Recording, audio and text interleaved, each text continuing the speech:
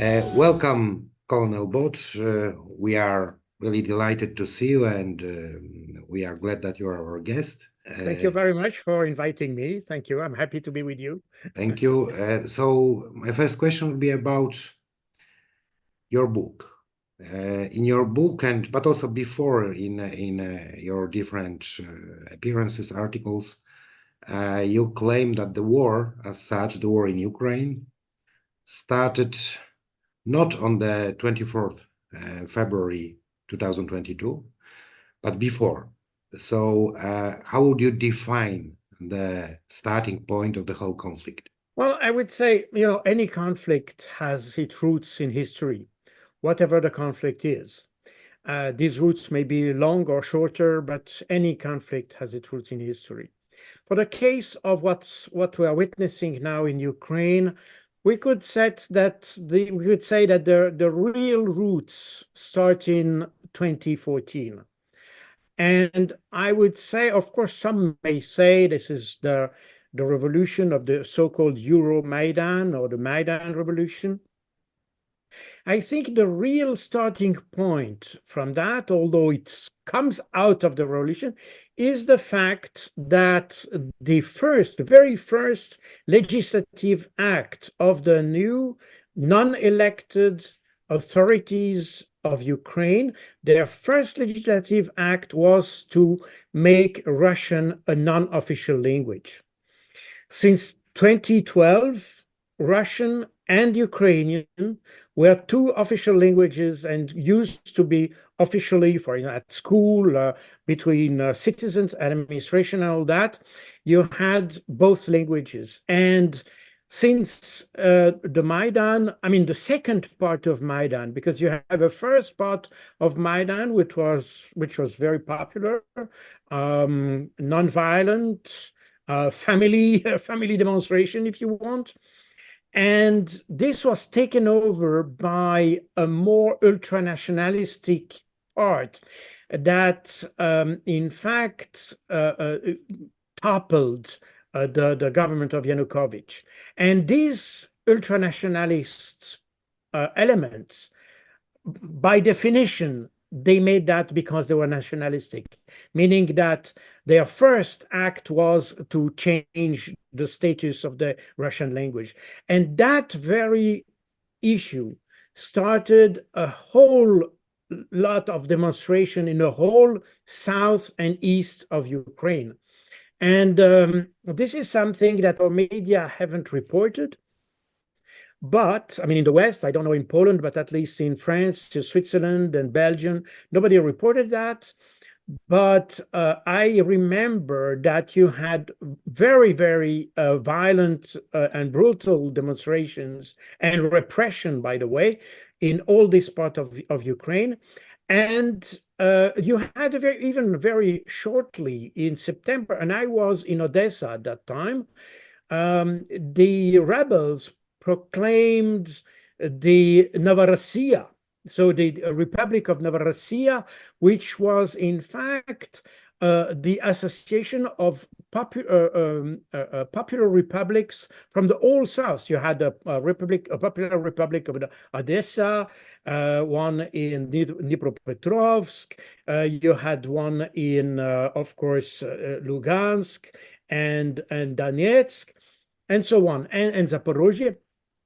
And all these republics united very briefly in that Novorossiya. And I was there in, as I said, in Odessa at that time. And that was an extremely tense period in Ukraine at that point. And in fact, this led to a conflict that eventually left only two republics and half republics, I would say, the one of Lugansk and the other of Donetsk. And those two republics, in fact, were the last stand. They make a kind of last stand fighting up to 2022. But everything we have seen between 2014 and 2022 was, in fact, a civil war, we could say, between Kiev and the Russian-speaking rebels who didn't accept the new status of their language. And that's exactly what happened, by the way, in Crimea as well. Crimea is a country, it's not a country, but a republic that had a very huge percentage of Russian-speaking people. And of course, they were one of the first one to make secession and to ask to recover the status they had in 1991, just before Ukraine gained independence. The Crimea was the autonomous socialist Republic of Crimea. By referendum from January 1991, Crimea regained that status, and in 2014, as these demonstrations erupted because of the language, the people of Crimea decided to revert to that status of between January and December 1991, and to recover their autonomy, and based on that autonomy to request to join Russian Federation. So, but all these aspects, which are absolutely, these are all factual, historical facts, in fact, have been totally forgotten by our media. And of course, they give then a totally different flavor to the conflict. As a result, in the West, most people think that the conflict has started in February 2022. But in fact, it's just the result of a sequence of events. By the way, this sequence of events is in reality cemented in history by the fact that you had the Minsk Agreement. The Minsk Agreement just, in fact, showed that there was a conflict, and this conflict was supposed to have a political solution, and the political solution was, in fact, anchored in those agreements. And these agreements, there were two sets of agreements. The first one in September 2014, that eventually collapsed, and it was replaced by a second agreement, so Minsk II, as we say, which was done in February 2015 after the Ukrainian defeat of Debaltseve. And that this second agreement, which is what we refer to as the Minsk Agreement, has become a UN Security Council resolution. So in fact, the international law sanctioned that conflict and established that this conflict should have a political solution.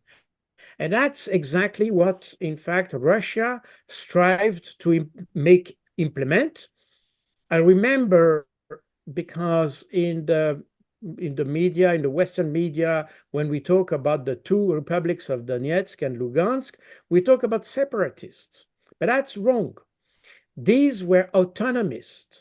And the Minsk Agreement, if you read the Minsk Agreement, you will see that what this agreement was supposed to make were to grant a limited autonomy to this republic within the framework of Ukraine. So this republic didn't ask for going out of Ukraine. By the way, if you read even carefully the text, you will see that, for instance, Lugansk, what I call Lugansk, which is in fact a Russian word, is in the resolution is spelled Luhansk, which is the Ukrainian spelling. So it was absolutely clear that the Minsk Agreement provided for a solution within the framework of Ukraine. And because the Ukrainians didn't want to implement that, and they have stated that, Petro Poroshenko has said it absolutely openly in the press. He was followed by Angela Merkel, who also said that in fact they signed this agreement, or Germany and France were just the guarantors on the Ukrainian side for this agreement, while on the rebel side or the autonomist side, you had Russia as guarantor. But on the Western side, if you want, both France and Germany confessed that they didn't want to implement this agreement. So this agreement was doomed to fail.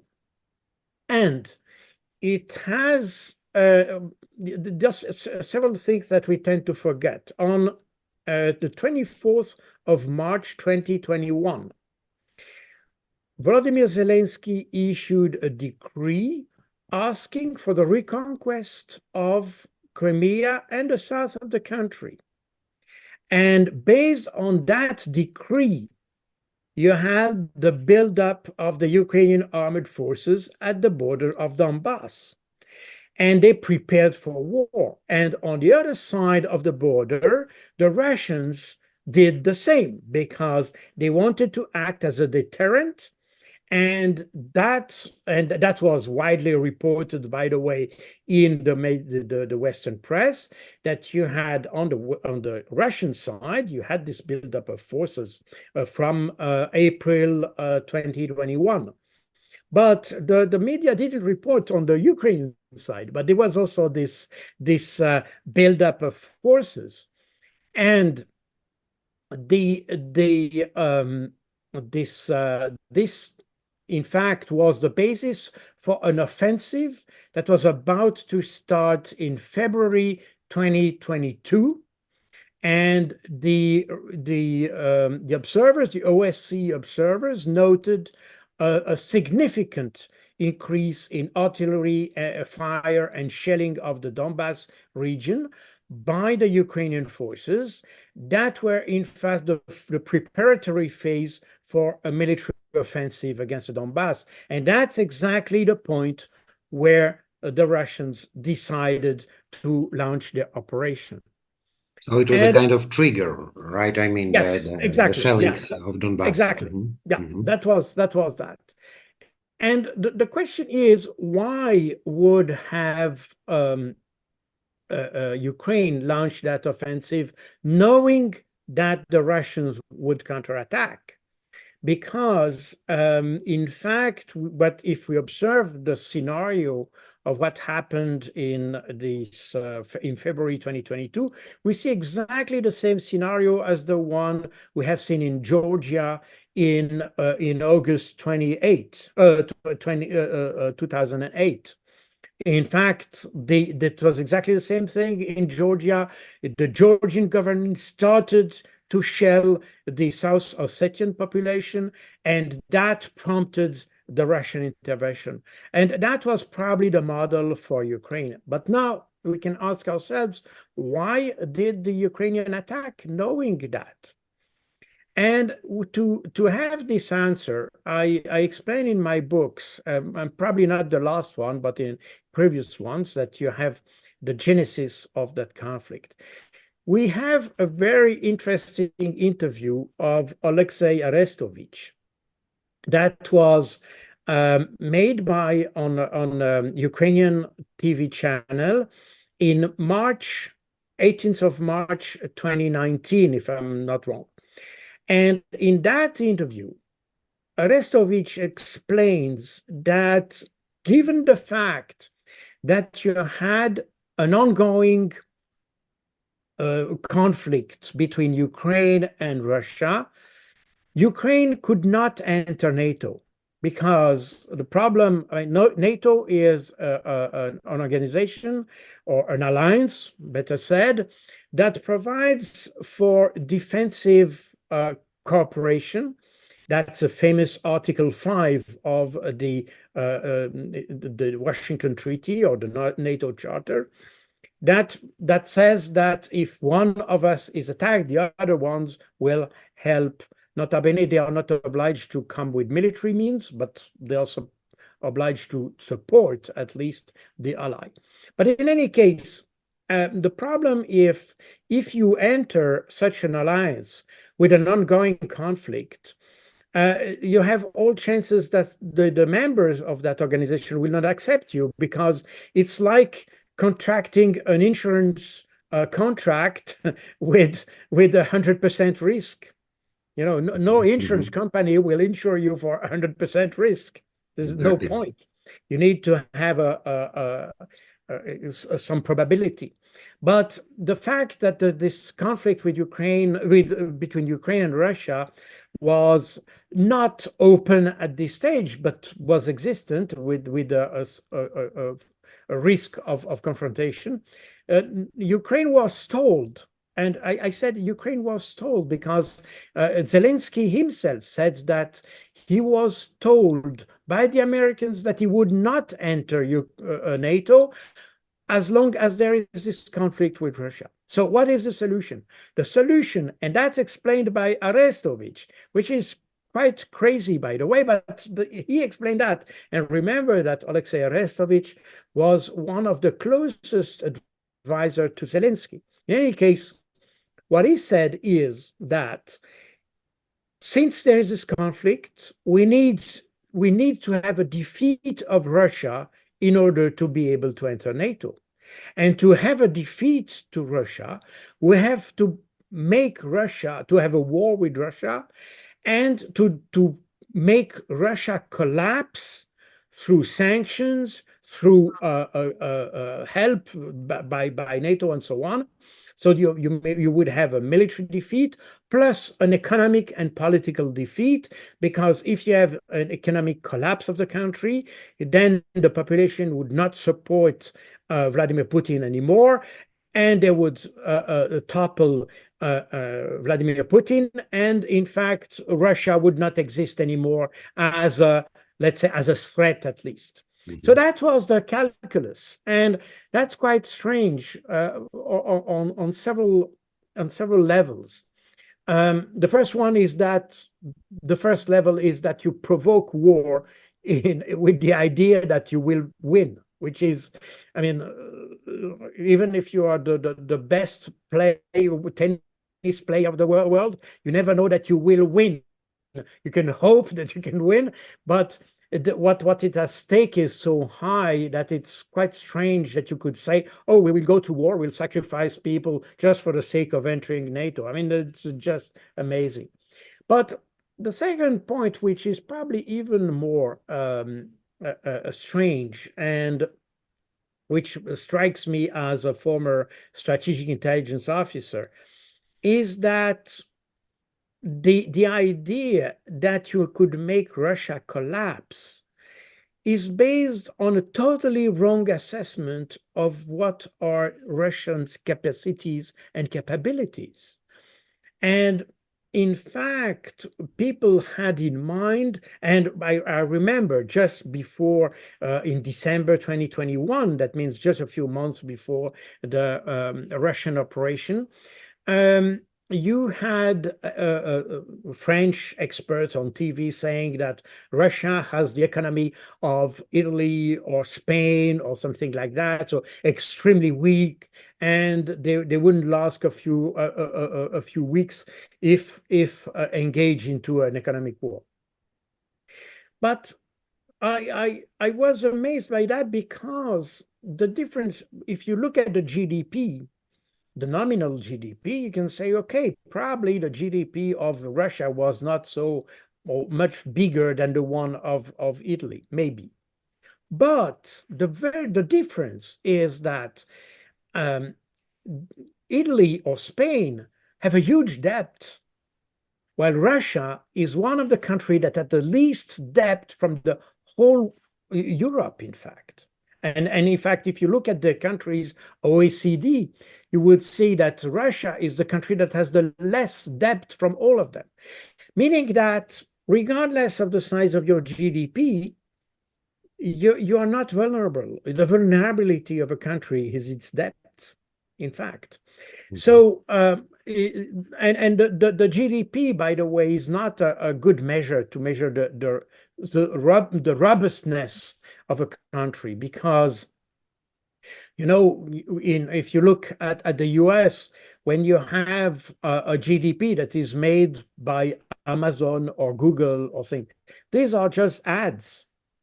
I mean, Google has other activities, but Basically, this is ads. Amazon is a service provider. So you're not making things. You're not producing things. You just produce a service.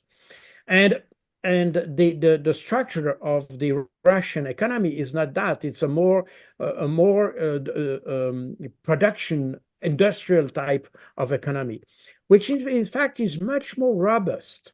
It's not a financial economy. It's an industrial economy, as opposed to what we have more and more in the West. As a result, the assessment we had from Russia was totally wrong.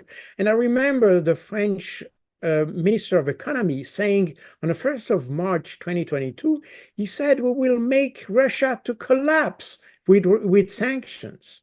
And that's the reason why the Western countries expected to have, with massive sanctions applied in a very brutal way on Russia, they expected to have this whole economy collapsing within days. And that's the reason why Ukrainians engage into that conflict, thinking that it would just last a few days. So they didn't expect to have a war that would last 2 years as now. And in fact, I think that Zelensky noticed that very quickly, because when he saw the size of and the magnitude of the Russian operation on the 25th of February, so one day after the start of the Russian operation, Zelensky called the Swiss foreign minister, asking to make a peace conference, because he noticed that this is going to go wrong. And the European Union came then into the discussion and said, no, there was a start of the discussion that started at Gomel at the Belarusian border. And you had Ukrainian and Russians starting discussion, but it didn't last long, because European Union came and said, no, there is no discussion. We don't talk to Putin. We fight against him. And they came with a first aid package of 450 million euros for weapons. But a few weeks later, Zelensky felt that this would not make it, and that his army would not make it. And that's the reason he made a proposal in the framework of the Istanbul negotiation under the auspices of Mr. Erdogan. And he made a proposal that was mid-March 2022. And in that proposal, he suggested to have a neutralized Ukraine in exchange of the withdrawal of all Russian forces from Ukraine, the status of Crimea and the two the half republics of Donbass, the one of Donetsk and Lugansk. The status of those would be discussed at a later stage, but basically all Russian forces would withdraw from Ukraine. And Russia accepted that. I mean, they were happy with that idea.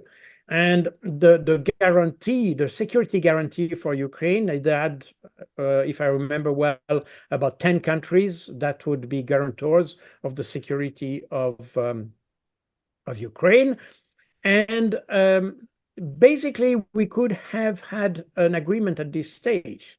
But once again, the Europeans came in, and that was reported in Ukrainska Pravda. Particularly Boris Johnson. Exactly. Yes. Exactly. And that was reported already in early April and May. There were different issues, but in the Ukrainska Pravda, they said the major obstacle to peace is the West. Exactly. So I'm not talking about TASS or the yes. And then there was this famous interview. I mean, it was quite recently in 2023 with David Arahamia, Yeah, who exactly. Yes. confirmed all that happened. But I have one more question. Was Russia really forced to act militarily? Because as we perfectly know, in 2014, we had a coup, we had this Maidan organized and financed by the Americans, as Victoria Nuland confessed in her discussion, Yeah. telephone talk with American ambassador to Kiev. They spent around $5 billion for organizing all of that. So do you think that there was another way to act for Russia? I mean, a non-military way, for instance, organizing another Maidan, but with different geopolitical direction? Well, maybe. To be honest, I'm not sure because to organize a Maidan, you need to have some kind of structure. You need to have some kind of support.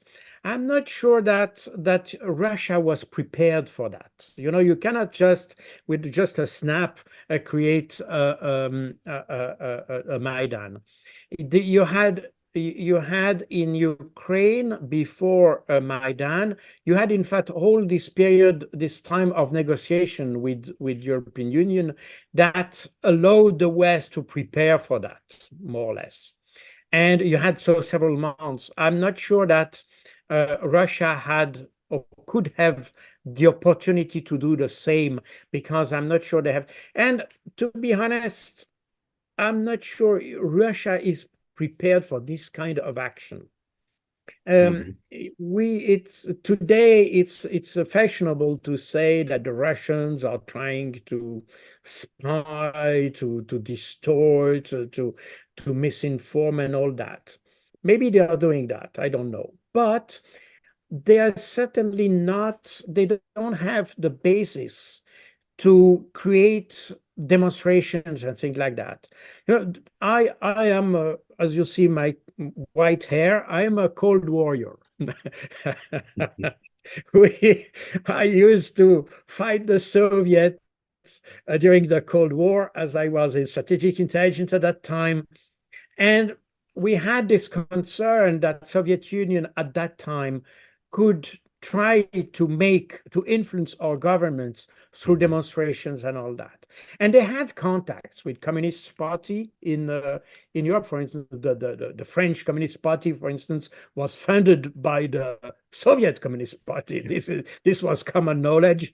And you had very strong ties with certain communist parties in Europe, with the Soviet Union, and you had so-called front organizations that you had in the West, and that were funded or helped or sponsored by the Soviet Union, which they could activate to make some. For instance, the peace movement in Germany that eventually led to the environmental movement, the green movement. In fact, the Greens today are the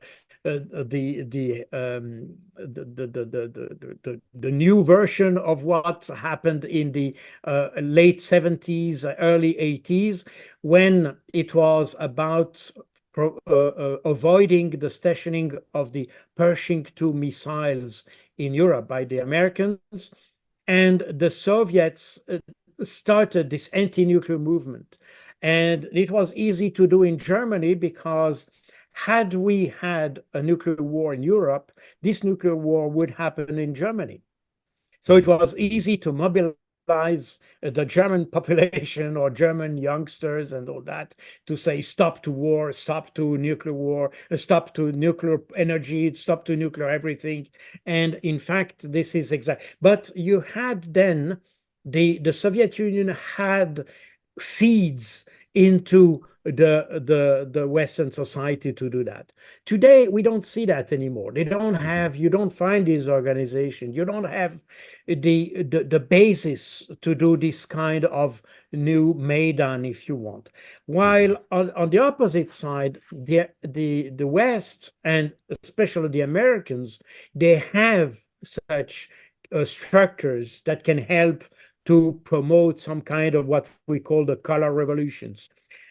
And one of these famous or probably the most famous instrument for that is the National Endowment for Democracy, the NED, which is funded by the US Congress, which was created in the early 80s in order to take over some activities from the CIA. The CIA at that time had, as it has today, but they had covert and overt activities, and promoting democracy and things like that was more part of the overt type of activities. And in the early 80s, the CIA wanted to concentrate on covert activities, and therefore the overt activities were given to this NED, which is a website. And you can see, I don't know exactly how many projects they have in different parts of the world, but you have target countries. I mean, in Russia, they have, as of today, probably something like more than 100 projects in Russia. So these are projects related to influence, to having some kind of activists groups on different matters related to human rights, to democracy and things like that. And basically they founded a movement like the one of Navalny, for instance. So this is the activity, which are they are probably not exactly overt, but not covert either. So it's a kind of gray zone type of activity, and the Russians do not have that. So maybe the Russians could have, in theory, could have done instead of attacking, but they were not prepared for that. They are not the instruments to do it at that stage. So that's why they felt compelled to act militarily.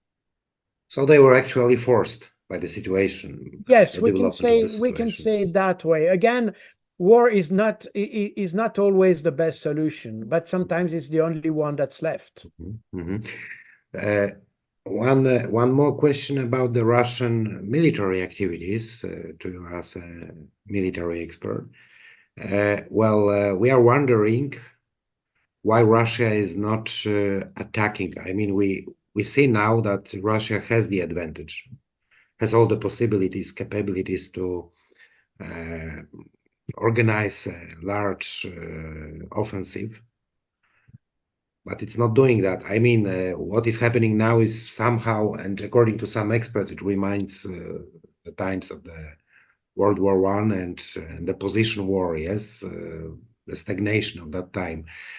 What do you think, why the Russians are, let's say, so hesitant when it comes to gaining more territory, at least, I mean, in Donbass, because we know that their aim, their goal is not to take over control of the Ukrainian territory, of the whole country, yes, but the main goal of the Russian side is probably retaking Donbass, yes, within the territories, administrative territories of Lugansk and Donetsk Republic. Why they are so hesitant? Well, yes and no. That means the goal, and again, we have to go back to the words that were said, and that explains probably what we see on the ground. First of all, we have to remind ourselves that the two objectives that were set for that operation on the 24th of February 2022, and that's what Vladimir Putin said during its speech on that very day. And he said we have two objectives: demilitarization, denazification. And it's important also to say that it was demilitarization and denazification of the threat against the population of Donbass. So it's not to remove the Nazi all over the world. It's the specific threat to the population of Donbass, and the same for demilitarization. And in a first step, I would say, they said that they reached denazification objective on the 28th of March 2022. That means after having surrounded Mariupol Mariupol, they said we have reached that objective. Why that? Because the famous or infamous Azov battalion was in fact born in that region of Mariupol, and as it has committed several massacres in 2014 and in 2015 as well, and as a result, Mariupol remained kind of objective in the mind of the Russians because of that. And when the Russian forces surrounded Mariupol in March, they said we have basically, even before taking Azovstal, by the way, after the surrender of the Azov brigade that was entrenched into the Azovstal area, before that, the Russians said we have reached that objective of denazification. Demilitarization was about destroying the capabilities that would threaten the population of Donbass. Now, this objective of demilitarization has been achieved, if we can say that way, 3 times. The first time it was reached May, June 2022, as Zelensky said, from now on, we are depending on the West for our armament because the Ukrainian army was no longer functional as it should. And from that point, you had especially Eastern European countries providing their old equipment from the ex-Soviet Union, Soviet communist era. They sent it to Ukraine, old T-55, old T-62s, T-72s, and so on and so forth. All that was sent to Ukraine. And this equipment lasted up to the end of 2022.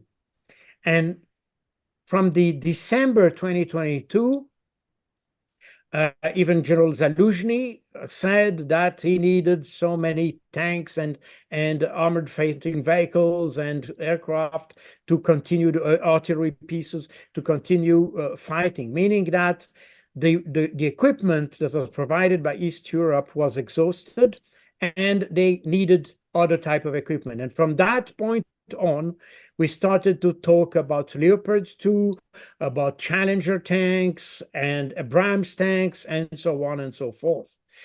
And that's what, in fact, Ukraine received from January 2023 onwards up to the offensive in June 2023.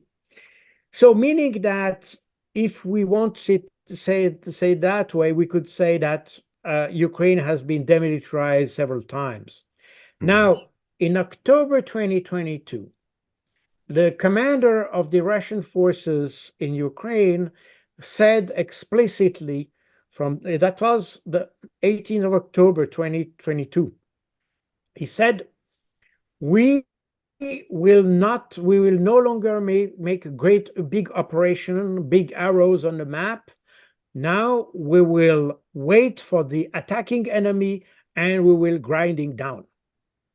So the idea from that point was to save the lives of our soldiers and destroy the forces of the enemy. This kind of attrition war, in fact, that he defined on that very day. And if we look at what happened since then, we can see exactly that. The Russians established the so-called Surovikin line, which is this line of defense that extends from Kherson to Kharkov, more or less, and Kharkov Oblast, I mean, and or even to the Russian border. But anyway, the idea then is to have a defensive position and to let the Ukrainians counterattack and to destroy these counterattacks. And that's what we have seen since from June 2023 to early this year, 2024. So that's the idea. So the idea was no longer to gain territory, was no longer to expand the capacity, but to destroy systematically the Ukrainian armed force. What we have seen since early this year is that since in order to destroy the enemy, the Russians are moving forward, but they don't want to move very fast because the aim keeps the same. It's to be destroyed. In fact, it's aggressive attrition, if you want. So it's not exactly like the First World War, where the two lines were static and you were just shooting at each other. I know that my grandfather used to fight on the French side. And there was a terrible situation where you didn't move, basically. Nobody moved. They just fired at each other. But here it's different. This is aggressive attrition. That means that we don't want to gain territory. We move forward just in order to destroy you. If you don't move, we'll get you. So that's the idea. And that's basically what we're witnessing now. That brings me to another question. I'm wondering, and a lot of people are wondering, why the Russians haven't attacked the supply routes from Poland, from other Western countries. Because if we look at the map, yes, it seems to be quite easy to get rid of several bridges, of several railways and roads there, and to cut off the supplies from the West, particularly from Poland to Kiev. What do you think? What is the reason? Well, to be honest, I ask myself the same question. So it is a question. We have also to say that it may not be as simple as we think. First of all, a lot of equipment that goes through the border to Ukraine is in fact dispatched into very innocuous vehicles. So it's not a big military convoys and things like that. They're probably more difficult to detect and to destroy. That's the first thing. And you need to have probably real-time intelligence and real-time surveillance means. And the Russians have probably neglected that aspect in the sense that, I mean, I said the Soviets, I should say the Russians. The Russians have probably neglected that. They are, and they know, by the way, that it is one of the weaknesses they have, even in the last decades, in fact. They didn't put so much emphasis on, let's say, satellite surveillance and things like that. And probably in order to do something like that, you need to have something that observes 24/7 the area and the border area with the necessary granularity. So it has to be, you need to pinpoint your targets, and that's probably the Russians do not have that capacity. That's in my view, the first experience. The second thing is, I think the Russians tried to be very cautious not to attack, and we know that also because there have been several, I mean, military units and military Western military soldiers involved in Ukraine. And when I'm not talking about the volunteers, because these are just individuals. So this is, you had Polish volunteers, French, Swiss, all countries. So, but these are just volunteers. They are not officially there. But when I talk about military, I talk about people who were in mission in Ukraine, for instance, to assist Ukrainians for training, for different activities. And we could see that the Russians were very reluctant to attack those guys because they didn't want to, let's say, provoke the Western, a strong Western reaction. And they had the very beginning of the war. You may remember that they striked a training center just close to the Polish border. In Yavoriv, near Lvov. Exactly. Exactly. Yeah. Yes. And that was, I think, they just wanted to signal that we will react to that. But since then, they haven't done much. They have done something a few months ago against French soldiers in Kharkov, where they struck a hotel where you had apparently French militaries who were there in order to provide technical support for the equipment the French government delivered to Ukraine, namely anti-aircraft missiles and things like that.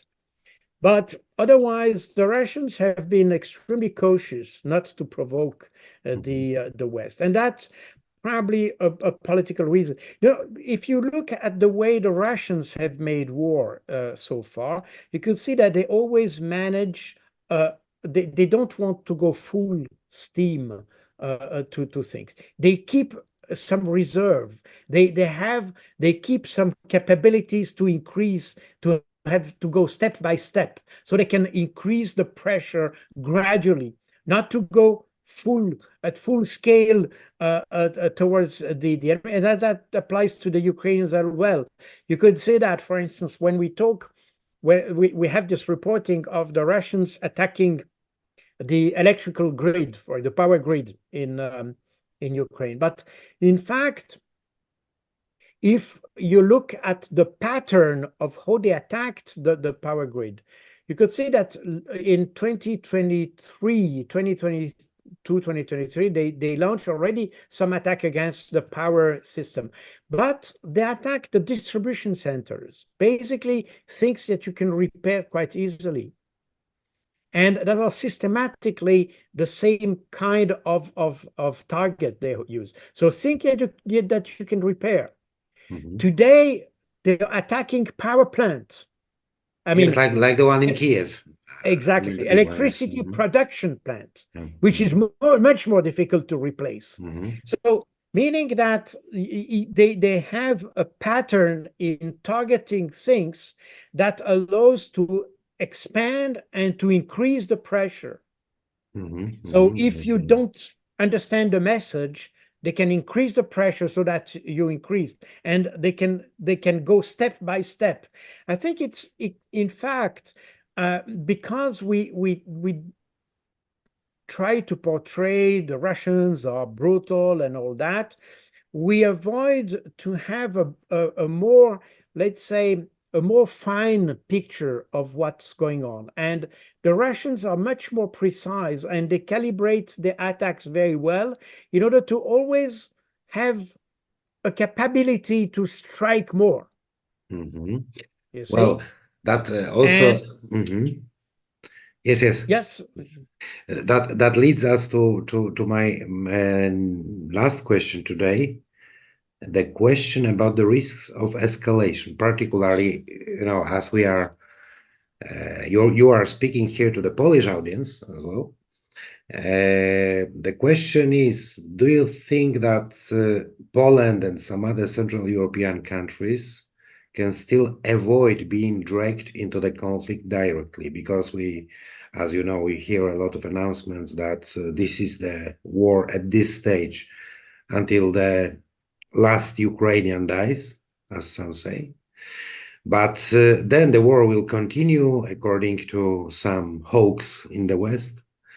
And the war will continue in that way that Poland and some other countries, let's say the Baltic countries, but they are very small, could be dragged into the conflict as such directly. Yes. What is your assessment of the risk for Poland and for Central European countries? Yeah.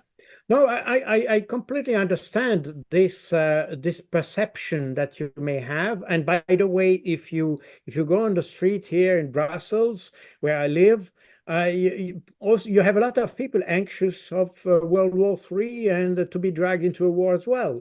And so this is a concern. Even my fellow compatriots in Switzerland are also worried about the possibility of war. So Switzerland is neutral, fortunately.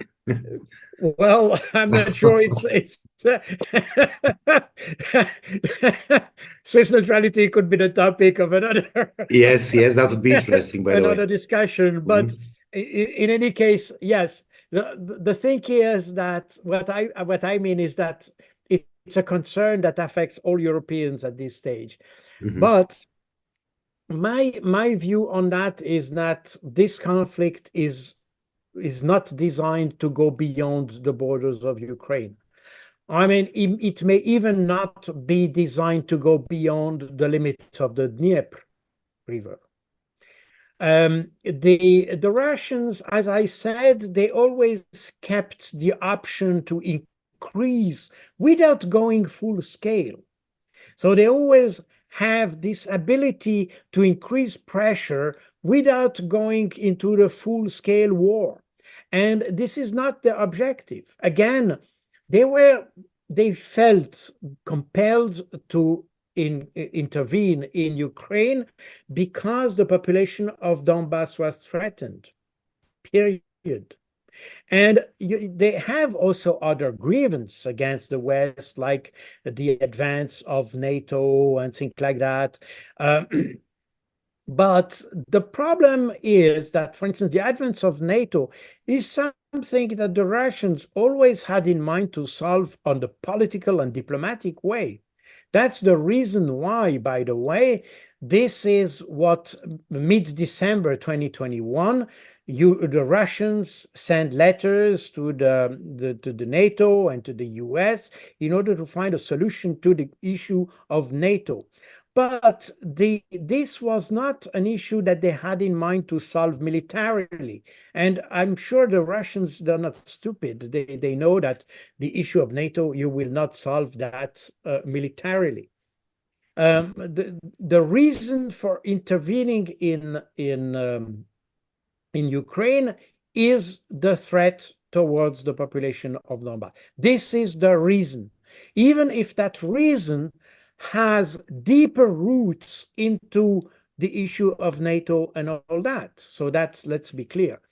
Now, we have, it's interesting that you ask me this question as a Pole, because recently Poland has agreed to station nuclear weapons on its territory. The nuclear sharing program, you mean? Yes, yes. Yeah. Now, you have to remember, it's interesting, we have to go back to history. When we talk about the Cuban crisis, the missile crisis, we tend to forget one aspect of the story. You may remember that in 1952, Turkey became member of NATO. And in fact, Turkey was the only country that had a common border with the Soviet Union at that time. Mm-hmm. And NATO was, in fact, neighboring directly Soviet Union. And the Soviets were worried because, of course, NATO was touching their country, but they didn't react they didn't react.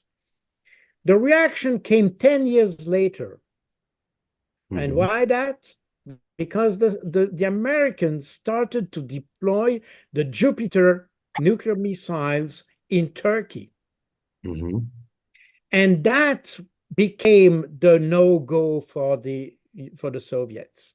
And for that reason, they started to deploy missiles in Cuba and say, well, if you deploy nuclear missiles at our border, we do the same at your borders.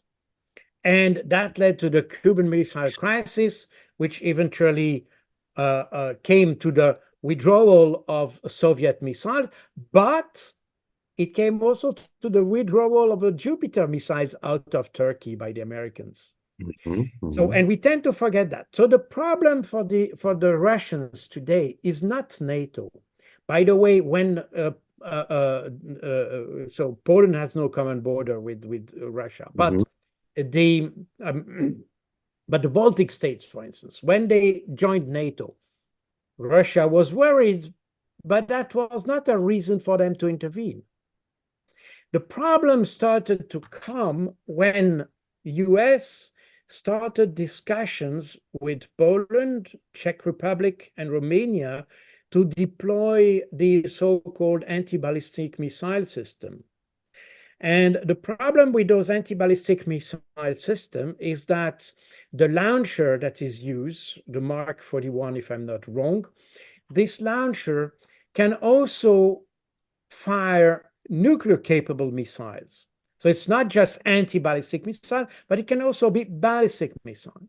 And the problem for the Russians is that obviously they will never know exactly what is in the launcher. That means they have a kind of uncertainty. And that's, in fact, Vladimir Putin explained that at the press conference he held with Emmanuel Macron as they met in early February 2022, just before the operation. And Macron went to Moscow to discuss the tensions with Vladimir Putin. And during that press conference, Vladimir Putin explained that the problem of having nuclear missiles so close to the border means that you don't have reaction time. If you have enough time, for instance, if you have the missiles in the United States and you have missile in Russia, if you fire a missile, you have time to react and to check if it's an accident or what are the intentions, and so you can solve the crisis. You have a few seconds and probably a few minutes to solve the problem, but at least you have some minutes. But if the missile is just on your step door, then you have no time at all. And you have the risk of jumping into a full-scale war. And that's exactly the concern of the Russians. So coming back to your question, the Russians have a clear objective in Ukraine, which is an objective relating to the capability of Ukraine to affect the population of Donbass, period. Now, the stake has increased since the West has started to help Ukraine. And now the idea of the Russians is that they will destroy the military potential of Ukraine. That's what they are aiming to do. But they never intended to go beyond, probably not even the border or the Dnieper River. Why? Because if you eastwards and southwards of the Dnieper, you have Russian-speaking population. Basically, the population is friendly. Let's put it simply.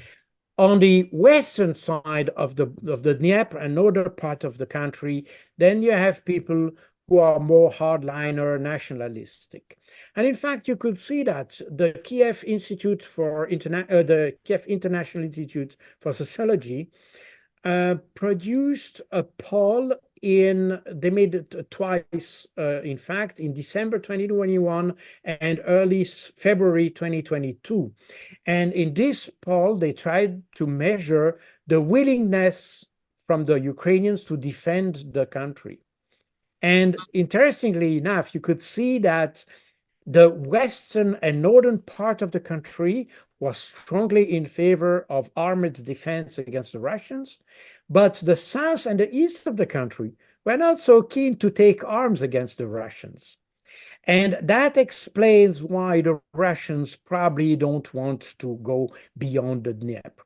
And by the way, we have also to remember that during the Cold War, especially after World War II, you had nationalist organization in Ukraine, but not only in Ukraine, you had also in Lithuania and in the Baltic state, but mainly Lithuania.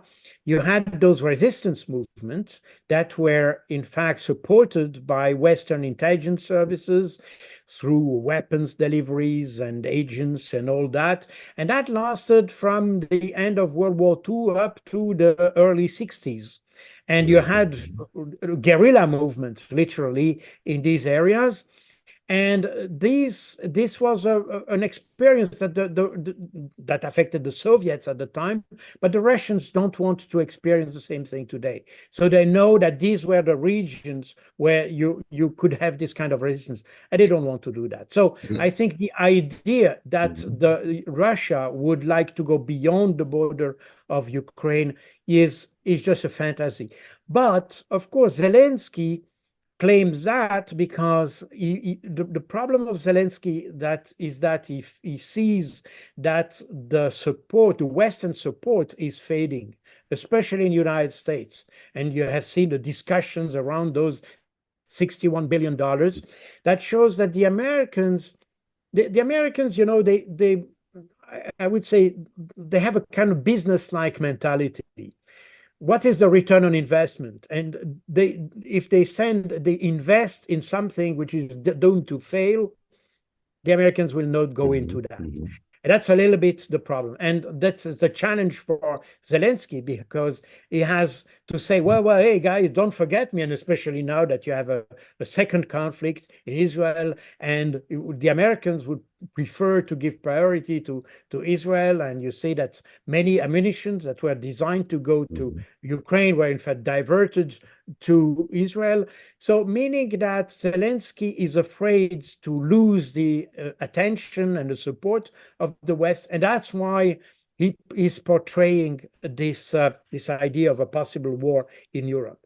The problem is that you made some hawks in Europe, in your country, but also in the Baltic states, as well as in other countries, by the way. You know, you're not the only ones. I mean, you have those in Germany, you have those in France as well, probably not in other countries like Italy and Spain. They're probably more far away from that. So, but the French are very keen to put oil on the fire. So this is a little bit the danger there, that the people start to go beyond what is needed.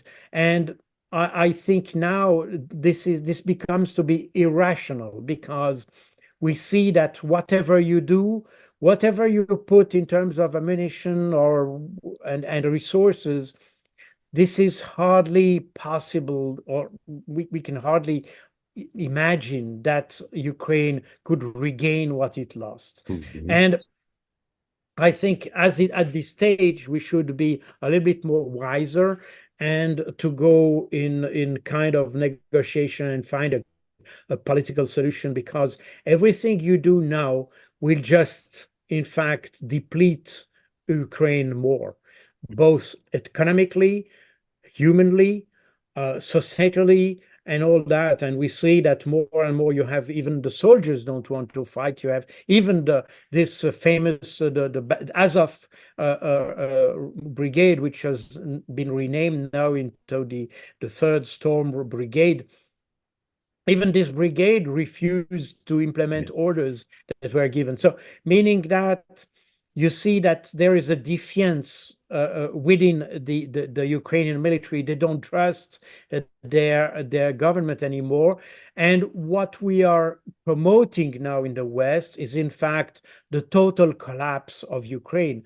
And I think if we had realized sooner that probably the military solution is that this is past, we should have done that before. Now it's gone. So now we have to accept the realities and to go into the political solution. And if we had done that before, probably we could have saved Ukraine. But at this stage, I think we are pushing Ukraine into the black hole. You have focused on Ukraine, but I would also add that Europe as a continent, at least economically, is ruined because of the conflict as such. But that's topic for another discussion. Colonel Baud, thank you very much for today. And well, if it's possible, I would like to ask you a question which will be asked for sure by our viewers and leaders. Would you agree for another discussion? Because there are so many topics we would like to discuss, and so many questions we didn't manage to ask you today. But if possible, we really would be very grateful if you would find some time in the coming weeks, in the coming future. With great pleasure. I mean, that's my pleasure. I'm very happy to be with you today, and that would be my utmost pleasure to be back with you and discuss any question, even controversial ones, even the Swiss neutrality. If you so, Colonel, if you don't mind, we will ask our readers and viewers to propose some most important, according to them, of course, questions, and let's try to make a question and answer session next time. With pleasure. Okay? Yes, with pleasure. Great. Thank you very much for today, and see you soon, I hope. Thank you. Thank you. All the best. Thank you. Bye. Thank you. Bye-bye.